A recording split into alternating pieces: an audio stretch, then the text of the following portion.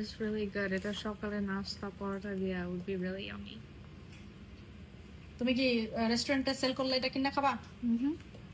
Last time Apsara যখন বাংলাদেশে বেড়াতে গেল তখন বাংলাদেশের রেস্টুরেন্টগুলোতে সকালের নাস্তায় যেই চিকেন স্যুপ সার্ভ করা হয় সেটা এত বেশি পছন্দ করলো যে সেটা আমাকে শিখে নিতেই হয়েছে বিভিন্ন ভিডিও এখান সেখান থেকে।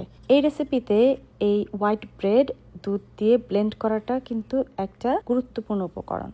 আধা কাপ তেলে 1 কাপ পেঁয়াজের সাথে আমি এইখানে 3 টেবিল চামচের মতো ঘি দিয়ে দিলাম, সেলিনাস ঘি। আপনাদের কাছে যেটা আছে সেটাই দিতে পারেন অথবা পুরোটা তেলে রান্না করতে পারেন। এরপরে কয়েকটা এলাচ, আস্ত গোলমরিচ এবং কাঁচামরিচ সামান্য একটু ফালি করে এর মধ্যে দিয়ে দিয়েছি। কাঁচামরিচ দিয়েছি, এটা অপশনাল, কারণ অপসরা একটু স্পাইসি পছন্দ করে, আমরা সবাই পছন্দ করি একটু স্পাইসি, তাই দিয়েছি।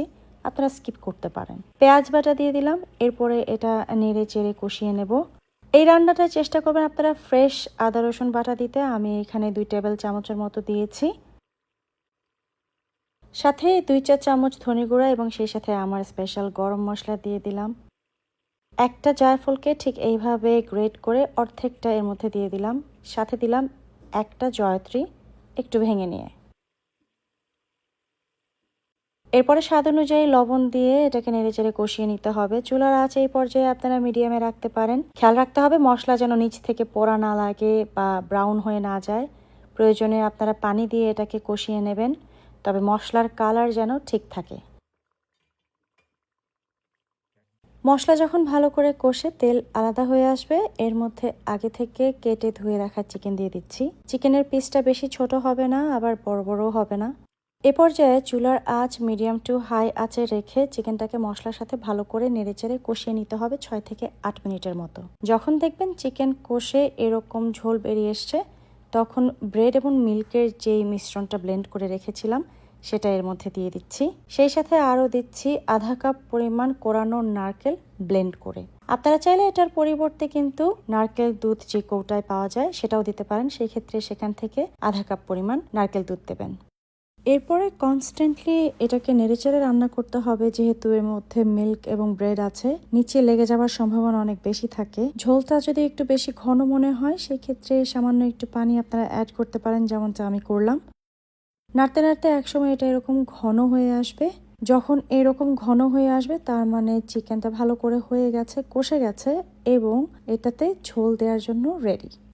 এ পর্যায়ে আপনারা ততটুকুই হালকা গরম পানি দিবেন যতটুকু পরিমাণ ঝোল আপনারা চান। সামান্য একটু চিনি দিচ্ছি স্বাদটাকে একসাথে জড়ো করার জন্যে। চুলার আঁচটা এই পর্যায়ে বাড়িয়ে দিয়েছি এবং নেড়েচেড়ে হয়ে গেল আমার স্যুপ তৈরি।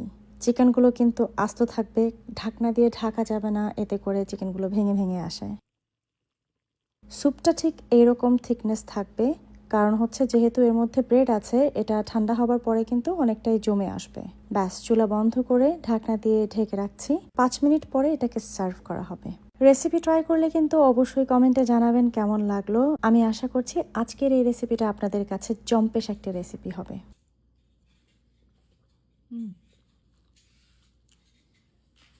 পারফেক্ট। বাপ্পি এনে শসা দিয়ে দেবো।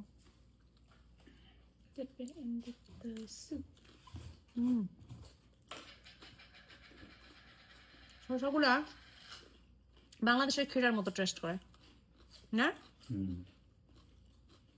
মজা।